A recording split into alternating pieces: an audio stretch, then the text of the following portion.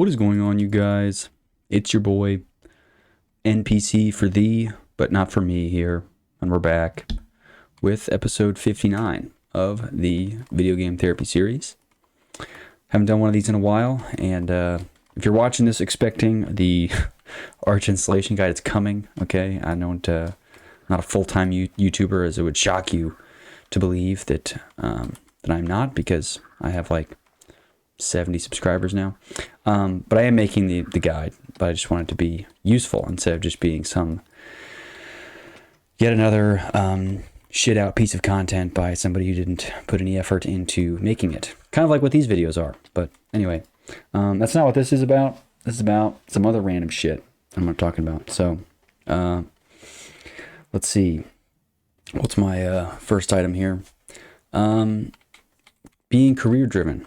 I'm starting to think, I kind of think that it is more of a vice now than being something looked upon favorably. And my rationale for such is based on a generality, I guess. So it's not like I'm saying for certain people that value their careers, like valuing your career at all doesn't make you evil or is not a vice in and of itself. But I think, I don't know, the usage of the veneer of being career driven is an excuse to do a lot of shitty things because it's in the best interest of your career. So I don't know, there's a lot of ways that I think being career driven and making sacrifices for said career is more of a vice than I think people give it credit for. Because obviously people that you could look at a shitty venture capitalist or someone that fucks people over for a living, or I don't know, any number of people that are a waste of resources, politicians, whomever. I guess depends on your skew. Obviously, you can tell I don't respect either of those professions, but people that are career driven in those regards, they step on people all the time. You have to, in order to be successful in that regard, you have to step on people. So part of the way I see career driven, again, it's a generality. It's not an absolute. I'm not saying anyone who values their career at all does this, but I'm saying generally a lot of people that are career driven are just more willing to step on people and to fuck people over, especially in fields that are closer to zero sum games than others. I think there are industries that are a lot closer to zero sum, and those are the ones that I think are most susceptible to people that are shit. It just means that you're going to sacrifice whatever morals you have, which for some people isn't that much apparently, for your career, or money, I guess was what your career means. It's kind of a beta move. You're cannibalizing yourself for money.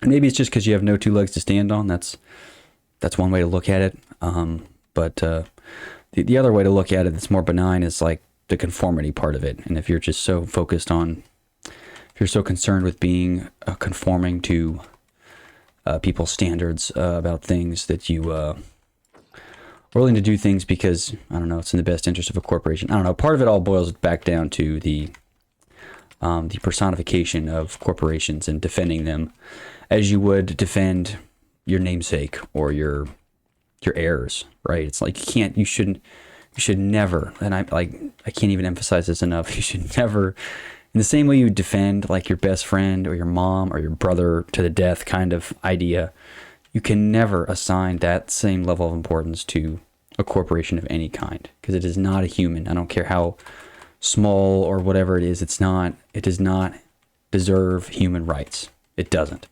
And if you look at like the legal protections of businesses and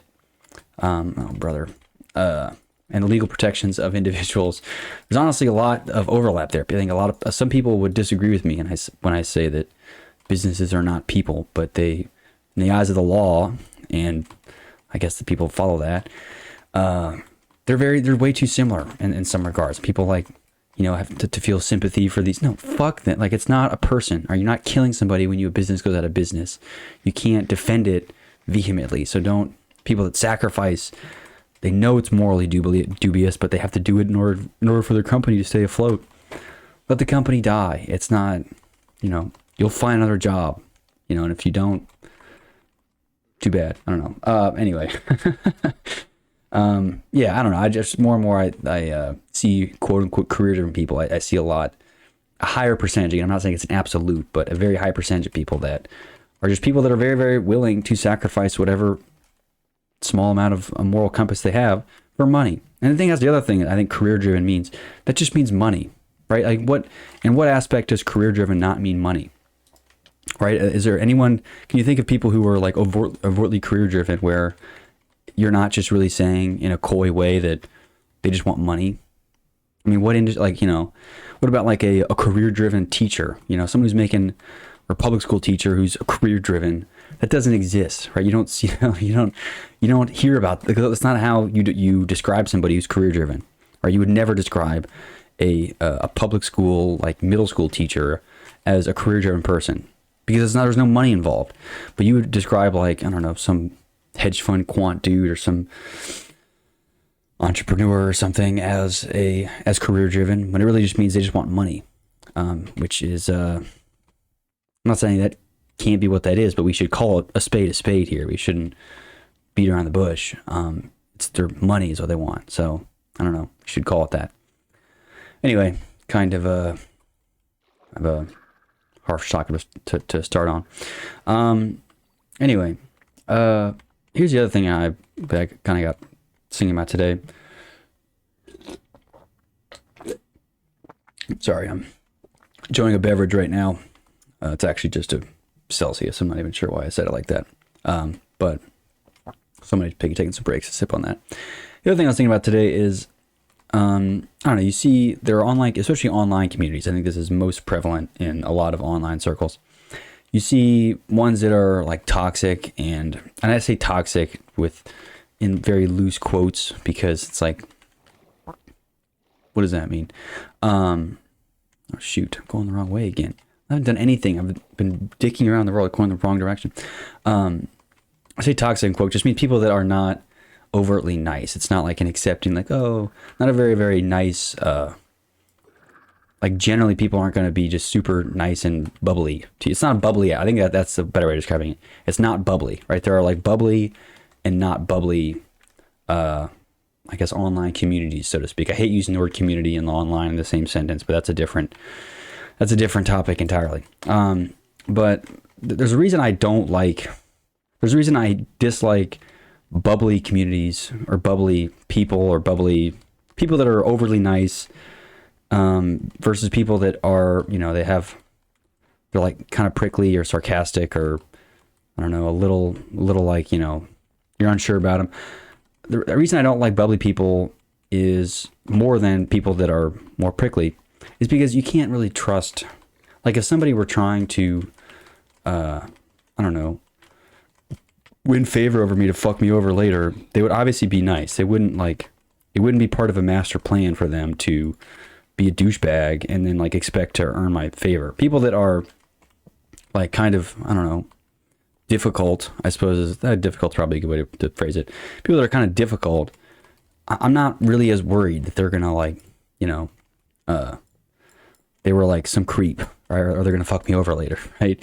And it's just, I don't know, every time I see like, I don't know, some celebrity or some dude, or even not as a celebrity, even just anyone that turns out that they're this huge creep and they're a pedophile or all this other crap, and then like, oh my god, I could never see that coming because they were so nice. It's like, that's why I don't trust them.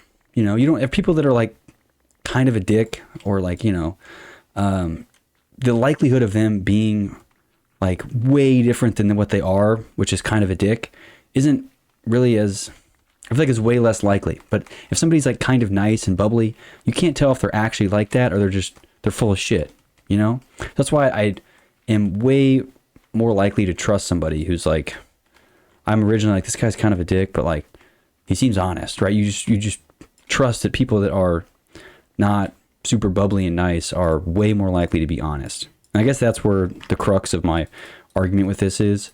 I just think people that are always like, oh, everyone should be nice all the time, blah, blah, blah. I think it's just, more sociopaths can hide out with that veneer of niceness, and they're fucking weirdo, they're creep, right? Versus if someone's like, if there's a toxic community of some kind where some dude's like obviously a dick, but like maybe he's kind of right or something like that, I'm way more likely to not think that person is like hiding something, or there's not like, they're not as complex, right? Because I think if you were a sociopath looking to game people, which is a problem because there's a lot of them running around, you would want to be nice and put on this veneer of niceness. But I think I'd rather promote, you know, an authenticity to it, even if your authentic self is, you know, kind of a dick kind of thing. So I don't know. That's why I can put on the whole like I'm, you know, corpo nice person attitude kind of thing, but part of me just hates it because I just feel it's not really genuine. That's not how I am. I don't really think of things that way. This is mostly how I talk and sound all the time. Like I'm not like, you know, oh my God, I'm so excited, so great. And like, I don't talk like that. So why would I'm not going to bullshit anybody talking like that. And if you know me, I'm not, you know, but people that have to like forcibly put on this bubbly attitude, you know, I'm a lot less likely to trust them. I think they're hiding something, but what the fuck's this idiot doing? I don't know. I don't think that, I think people that promote like, oh, everyone should always be nice and inclusive to everybody else. Like, no, I think some of the toxicity a little bit, it gives some authenticity to what would otherwise be a bunch of hidden sociopaths, right?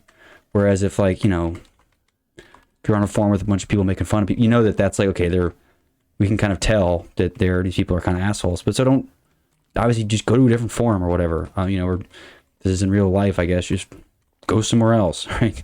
These people obviously aren't very nice, so just, you know, but I don't think like shaming them for being honest who they are, and like being kind of bitter or sarcastic that's not helpful, right? I think let them be, you know, while they're in their own, I don't know, whatever, they got their own problems, right? You know, let me have a bad attitude about stuff, and you can go bring your nice bubbly energy somewhere else where I don't have to hear it because it's fucking annoying. And I would more likely pin you for a creep than someone who was kind of a dick. You know, I don't trust you. Okay, no one's that nice or happy all the time. There's no way. I mean, if you are, good for you, but not everyone else is. There's a lot of people that aren't. They don't get out of bed and are just so fucking happy to be alive. Like some people it just kind of sucks, right? You know, and they're just kind of hoping for a day that is bearable, right? And it's unfortunate, and I'm envious if your life is just the opposite of that, and it's just orgasmic at every moment. But there's a lot of people where that's not the fucking case. So don't you know, force other people who don't live by this blissful life that, you know, don't force it upon them. You know, kind of just let them live in their truth. You know what I mean? I don't know, whatever the hell that means. So I don't know. I just think this like toxic positivity thing is kind of a thing. I hate the word toxic's kind of been ruined. Who even knows what that means anymore at this point? We should just apply to snake bites, because I don't think it means anything in a social context anymore. Because, you know, that's toxic masculinity, toxic femininity, toxic whoever. It's like none of that means anything anymore. So just, I don't know. Is it a snake, right? Then I don't want to hear it. Anyway, yeah, I just can't trust nice people, so I don't. So, you know, sorry, I don't believe you that your life is that great. And if it is, you know, good. Go away from me, because it's not, you know, it's not going to help me. I'm not going to feel better if I'm around some douchebag who's smiling all the time. You know, I'd rather be around someone who's, you know, who kind of, you know, has my same energy. It's why I like cats slightly more so than dogs. I love dogs, don't get me wrong, but they're just like the kind of like dumbass blissful ignorance, like, you know, personify, right? It doesn't matter what you do. You could sit there and call them like all the worst name. You could say every slur in the book to this dog, and it'd be sitting there panting and smiling and jumping up and down and whatever. And it's like, dude, this is unrealistic. This guy, you just insulted him in every language possible, and this thing is smiling? What the fuck? I mean, were you kidding? This guy's the dumbest thing it is. But, you know, so would you rather live like that and be the human that is the equivalent of that, where it's just totally, you know, totally ignorant of any real world, of how the real world is, or like a cat who's like, you know, kind of dismissive, you know, maybe it's, you know, it's more special when a cat is showing some affection, because it's not as, you know, it's not all the time, right? Most of the time they're kind of dicks.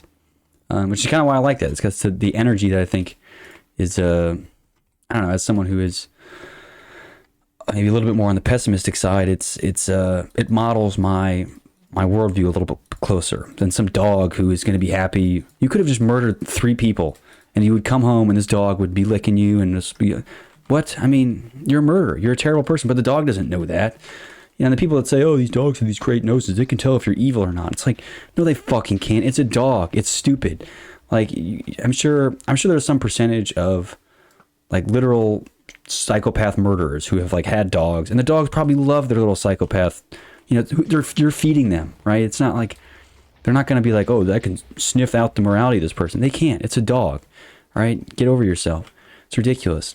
You know, whereas cats kind of hate everybody, and if, you know, I suppose their owners are just kind of bearable of. I guess it also just might be like, I'm not sure if it's a predator-prey thing, actually. I was going to bring that part of into it, but I'm not sure if that's even applicable in a discussion like this. But I don't know. I just think would you rather be this blissful dumbass of a dog, or kind of the honesty of a cat? And I don't know, if you're the dog kind of, not if you're a dog person, like obviously you can like dogs and like cats. I like them both too, but I just mean if your worldview is that of blissful ignorance versus a kind of callous, you know, pessimistic view, you know, hang around your own tribe. That's why dogs and cats don't play super nice together. So, you know, kind of don't, if you're a dog, if you think like a dog, you know you're a dog, get away from the cats. So I don't know. It's kind of a stupid metaphor. I realize this is probably confusing, but I don't really care. But anyway, let's move on. I saw a funny word, and I kind of just jot these down when I see them. But when I read, like, because I try to follow people that I think are interesting writers or creative writers, or not creative in the sense that they write sci-fi novels or some dumb shit like that. I just mean like their writing style is interesting or unique. Some of them use like very, very interesting, I guess like creative insults is one funny thing to look at, but even just other ways of describing things. And one that I thought was funny was somebody, instead of calling it Google, they called it Gulag. I just thought that was funny.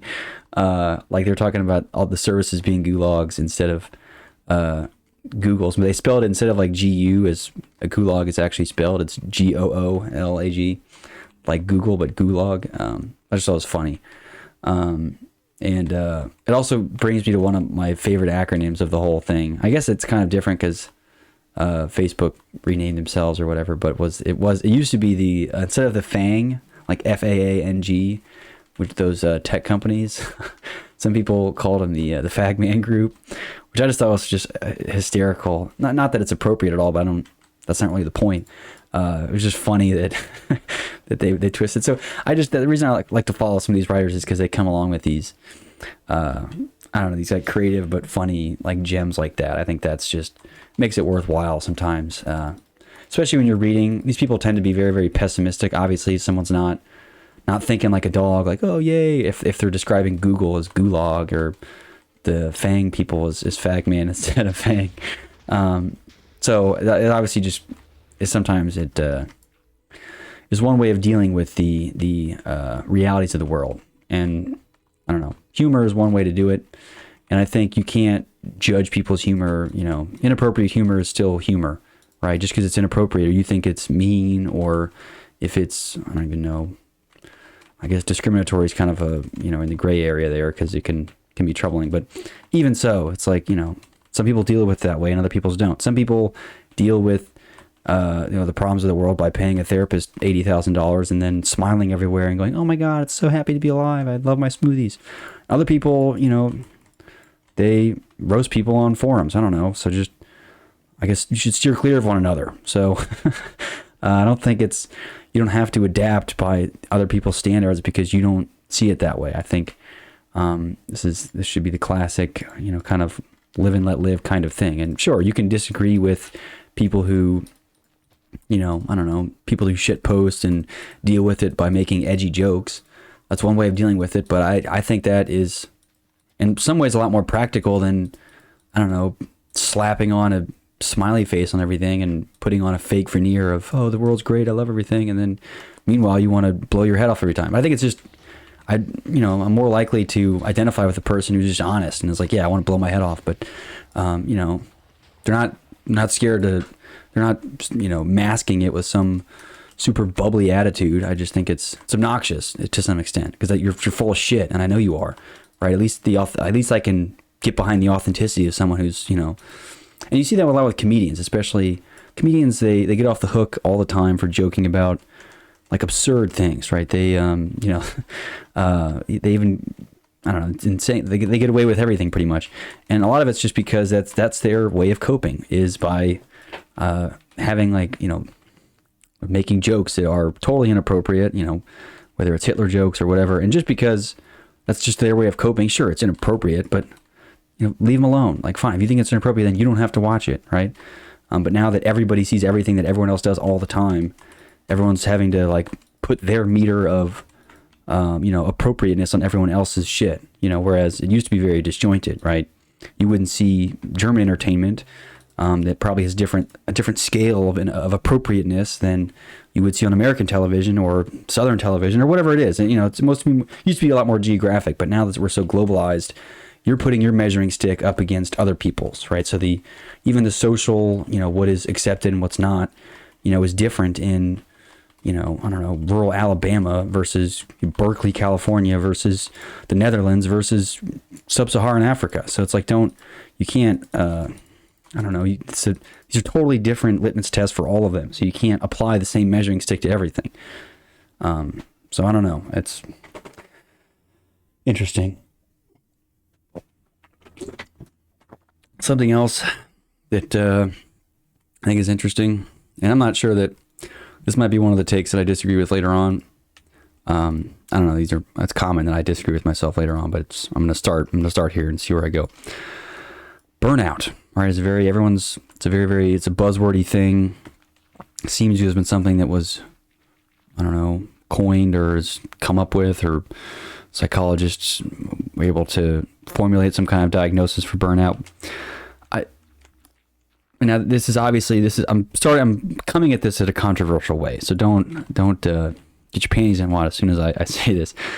I don't think it exists. I think it's called doing dumb shit you don't care about and being sick of it.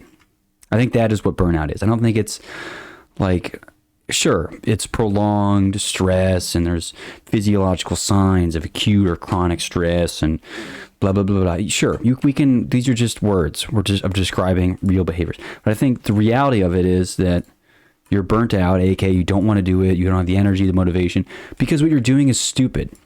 And it's stupid, and it's pointless. Whether you decide to admit it or not, it's a waste of your time. At least you think it is. What you're doing is either just not helpful, it's just dumb, not helpful for society, or it's the opposite. You're doing something actively harming people, but you don't want to admit to it. And you just say, "Oh, well, I'm just burnt out. I'm really tired of the stress." I don't think it's. Sure, we can call it we can call it whatever we want. We can call it the heebie-jeebies, or we can make up some other word that models the chronic symptoms of such a thing. That's all really diseases are, right? And yes, there are, like having a tumor is I can look at that and say that's a tumor. But especially with psychological illnesses, burnout, or even things like ADHD or autism, or simply, and yeah, you can look at, chromosomes or DNA or something to match it. But a lot of them is do you self-report these symptoms to a doctor, and can the doctor, see that these symptoms appear legitimate? Then you have this illness, right? It's not like, I taped somebody's mouth shut and I put a bag over their head and I put them in a room and I locked them in there and I just looked at them. Could I observe them? Could I tell which one was quote unquote burnt out and which one wasn't? Probably not, because it's not like there's not a tumor on one of them, right? I could tell which one had a tumor because one would have a big lump somewhere, right? Whereas the other ones, where it's especially these psychological, where it's I feel depressed, I feel tired, I feel not motivated. They're just words that we use to describe them. So it's not like I'm not invalidating anyone's burnout experience, but I think calling a spade a spade, being burnt out is what you're doing is dumb and you don't want to do it. And this could apply to, and it's why it's so pervasive. It applies everywhere. It's like people that are, engineers, marketers, CEOs, everyone suffers from burnout. right? So it's not like it's affecting coal miners. It's not like one lung strain or something or some illness in coal miners. No, it's affecting everybody. And I think it's called, your job is stupid. You don't want to do it. Nobody wants to do it, but you need to get paid. So you're doing it and you hate it and you're just suffering, and now you have chronic stress. So it's like now you're just burnt out. So that's really just what I'm boiling it down as. So I don't think it in and of itself is like this, we've discovered this new illness, you know. I think it's just a conglomerate of symptoms that affect people that are doing stupid work that they don't want to do. And that's normal. And I myself would, you know, I could go to a doctor and say, I don't want to do any of this crap. This is all stupid. This is a waste of my time. I feel like I'm better than this. Fuck society and all this bullshit crap I have to do all the time. And he would go, well, you know, I think you're suffering from the burnout, whatever. And sure, I could gaslight myself. I could gaslight him I can get everybody in on the joke, on the diagnosis. And I could walk out of there with a pink slip. You have been diagnosed with burnout, whatever. You know, I don't think it's a real thing in that sense. I think it is simply, it's something we can call, you view your life, your job, your stuff as stupid and meaningless. So, and you've forced yourself to do and put up with it for God knows how long before having these, you know, symptoms of burnout. You know, I don't know. I just think we should be more clear about what we're calling it. Because I'm coming from the side of, I don't want to do any of this crap. This is all stupid. And I see and hear your point. I'm just raising it as not, I don't think it's like this, it's not, you can't treat it like a tumor, right? You can't just like remove it that way. And I think it's, I don't know, treating it, especially like psychological diagnoses that way is dangerous, right? So I have this illness. I need to take these drugs to offset that. No, I just think you're doing stupid shit. And it's unfortunate that that's how we've set up this society, is that we have, a lot of people have to do stuff that they don't want to do. And sure, you might say, well, we have to survive. But I think we mastered like mass production of food and a bunch of shit to allow us to survive. I mean, way beyond our like minimum capacity. I think making the argument that like, you know, we need to have our, you know, what about people growing the food? It's like, dude, we could have, with the manufacturing that we have, the technology we've leveraged, it's not like we're stressing people. Like, we have so much food. It's not, most people are fat. What are you talking about? We need like, you know, people to, no, the problem is all the shit people are doing is now just like creating cheap plastic fake products or cheap, crappy, buggy software and selling it for people who don't need it to solve problems that don't exist and get money that also doesn't exist really, because it's just been printed, you know, like yesterday.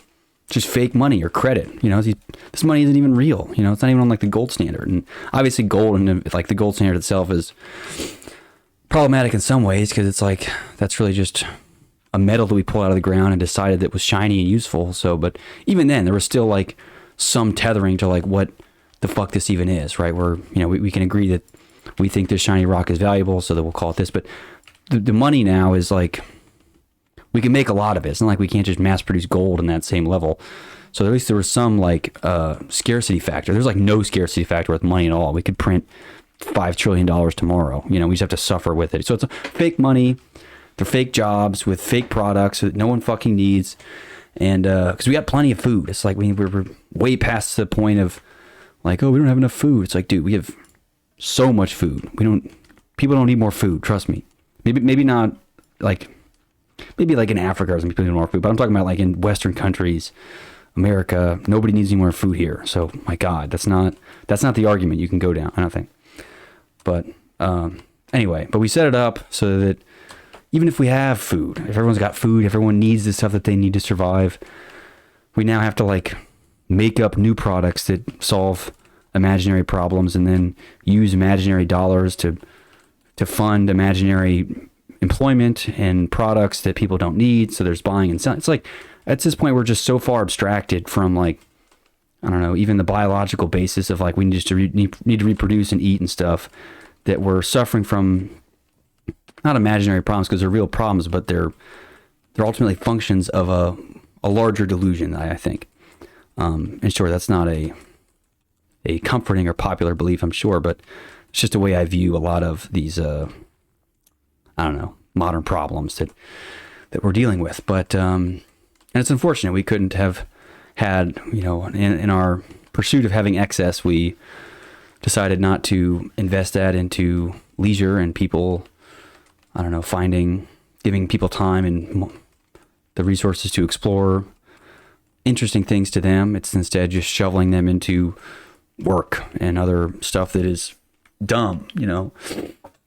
But, you know, I don't know. It's kind of like a commie take, I suppose, if we're looking at it in that way, because, you know, I don't know. Interesting. But, yeah. Let's see. What else?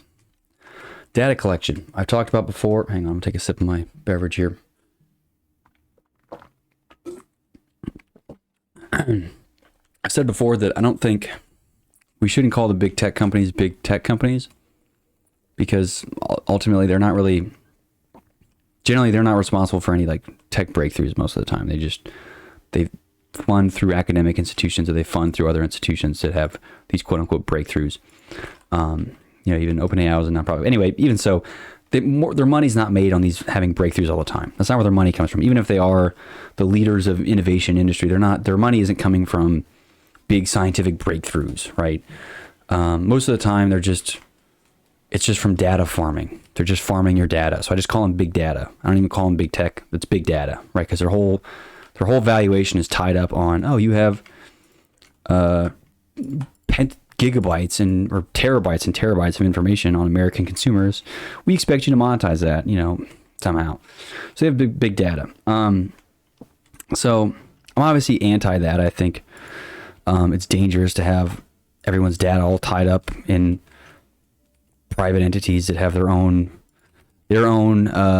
incentive structures that are certainly at odds with your incentives, right?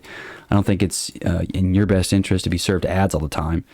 Even if you like what you're seeing with your ads, I don't think it's a good thing. Psychologically, it's not good for you. So, okay, well then where do you draw the line with like what would be considered benign or even helpful data collection, right? This could be data collection on car accidents, or I'd say even like security cameras. And security cameras and surveillance cameras are very, very different. Security is like, I would define a security camera as one that has data that is stored locally on some kind of cache, meaning it's like it stores the last 24 hours of data, but then it's constantly deleted. The data doesn't go shipped off to some cloud somewhere. It's literally just on like a hard drive or on a storage thing on the camera. Doesn't need to be that big because it's only 24 hours. And then in the case that somebody robbed a gas station near this security camera, you could say, okay, well, we got robbed. Let's look at this. Let's look at the footage. And you could do that because it have footage from the last 24 hours.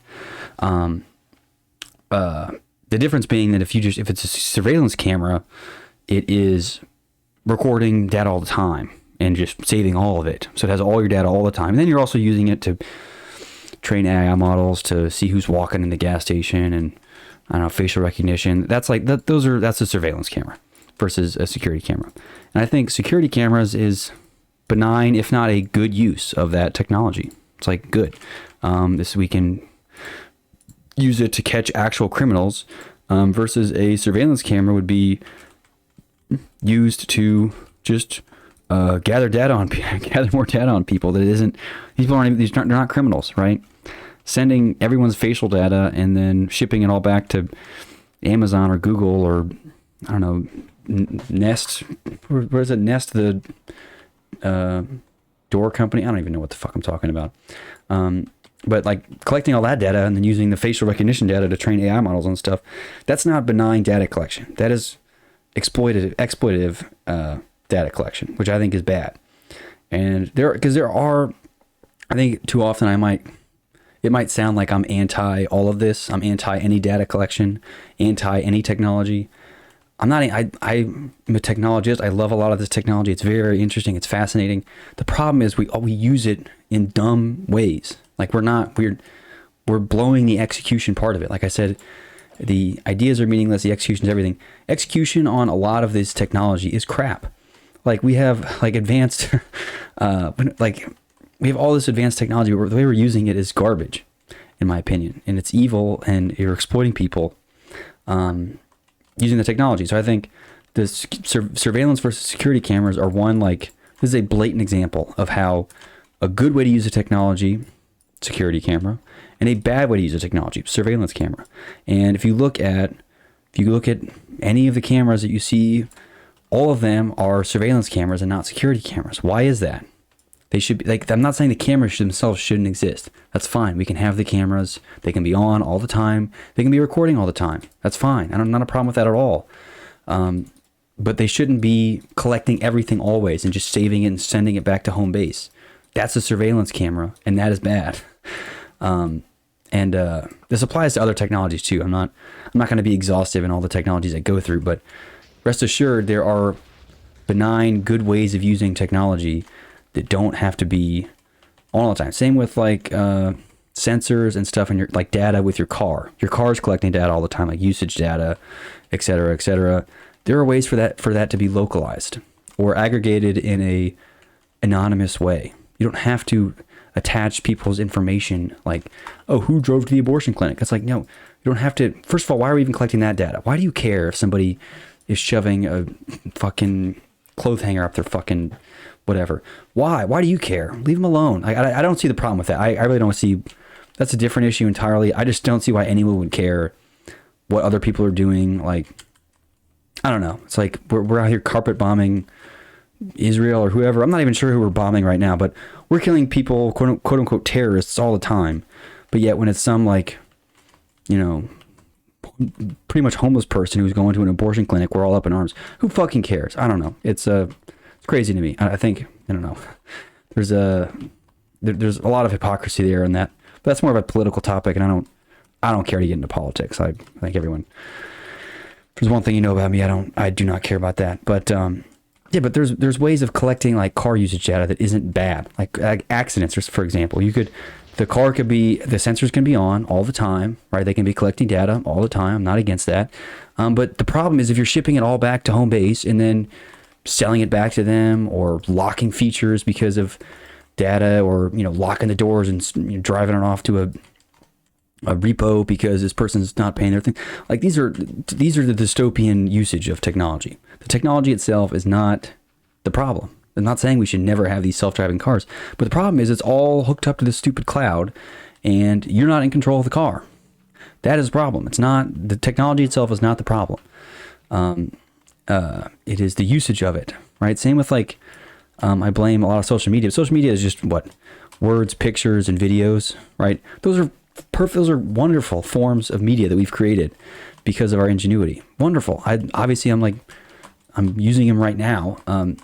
But if you make it like a gambling thing and you give it to a bunch of 8-year-olds and you wonder why they're addicted or they need to be sedated in order to focus on their multiplication tables, why are you surprised? This should be obvious. It's a trivial, like, extension of logic as to, I mean, you're brainwashing them and you're fucking them over, and you're leveraging technology to do bad things to them. That's a problem. It's not the technology itself.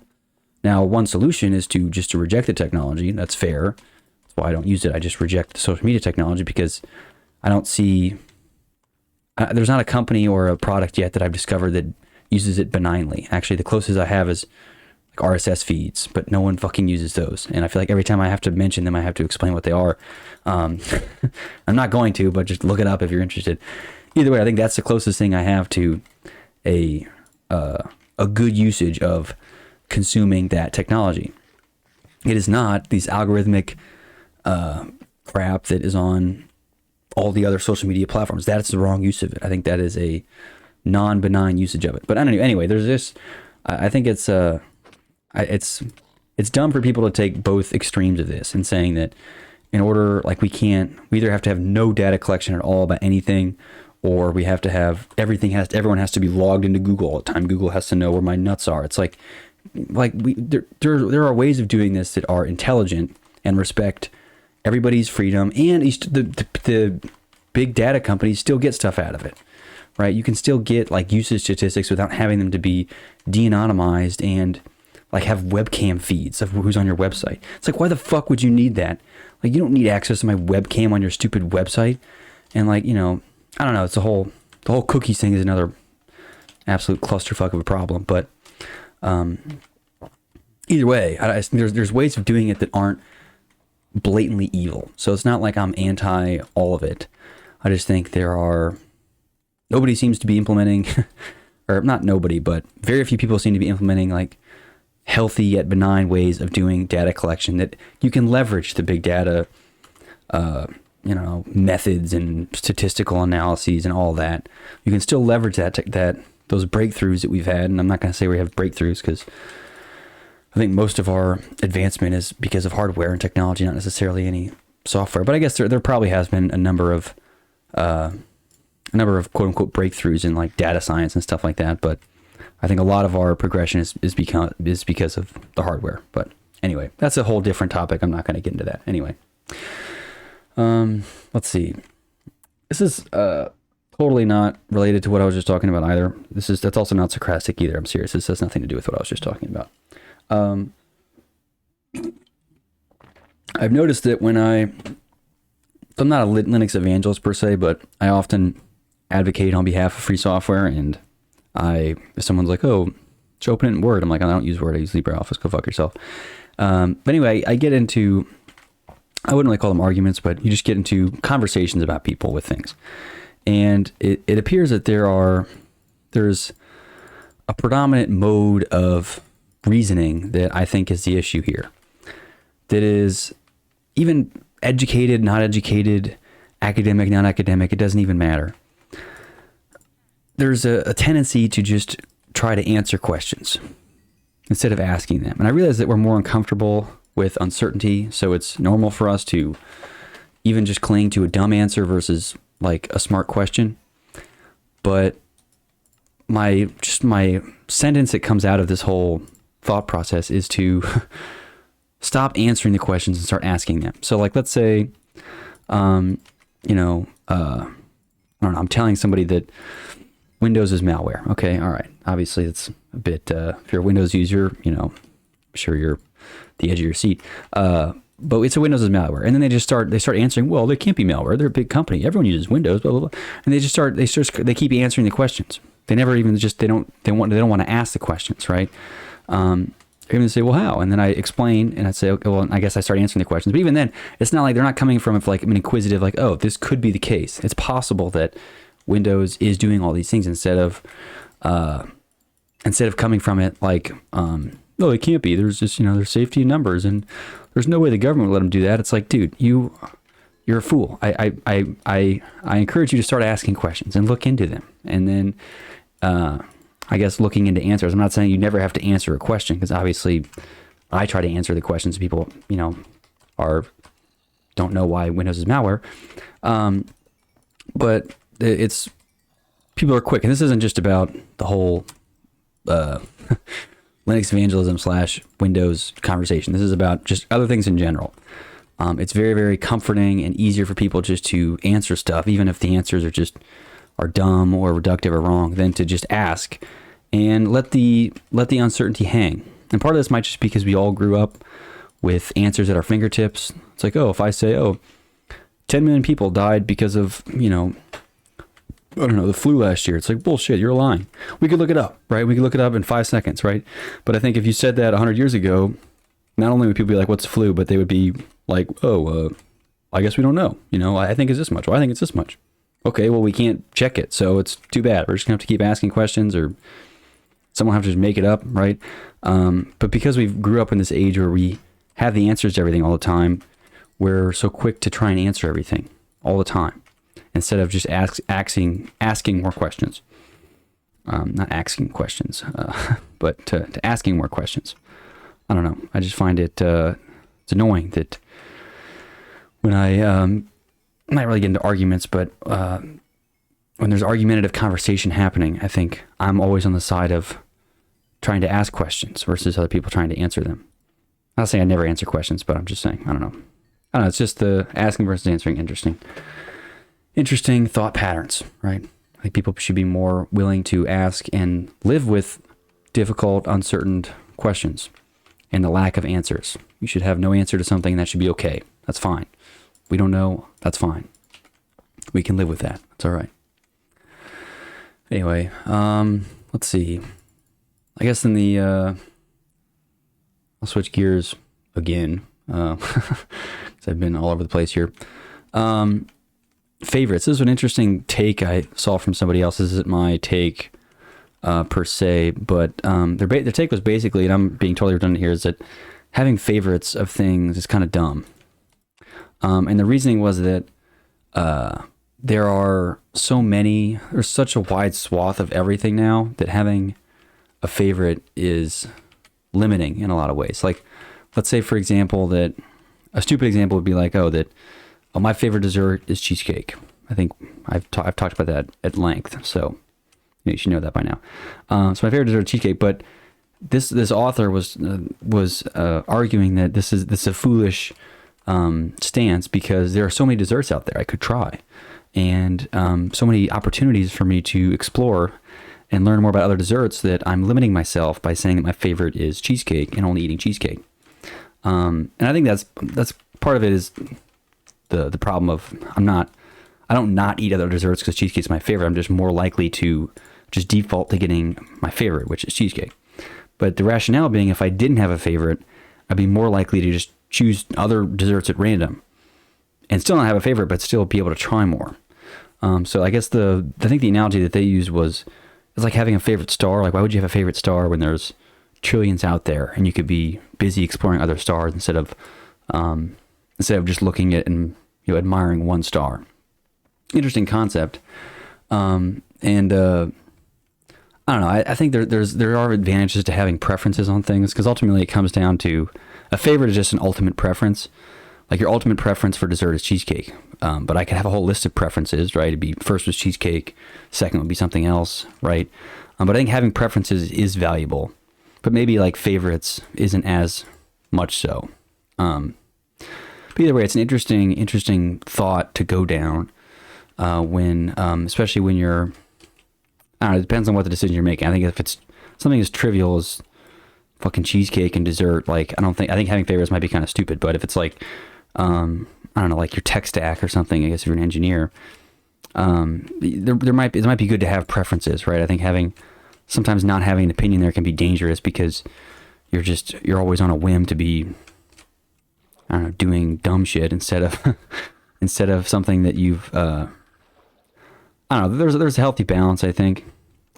But I still thought it was an interesting concept of kind of being anti, this is my favorite, because you're against, it kind of reduces you to not explore as much as you might if you didn't, say, like, overtly have a favorite. So my favorite dessert is still cheesecake, so I'm not going to change that, so I'm sorry. But either way, it was an interesting thought, especially if you apply it to other modes and other things. But I think having preferences in general isn't a negative thing. I think it's good to have preferences, and ultimately your ultimate preference of a favorite is that's what that is. It's an ultimate preference, your favorite.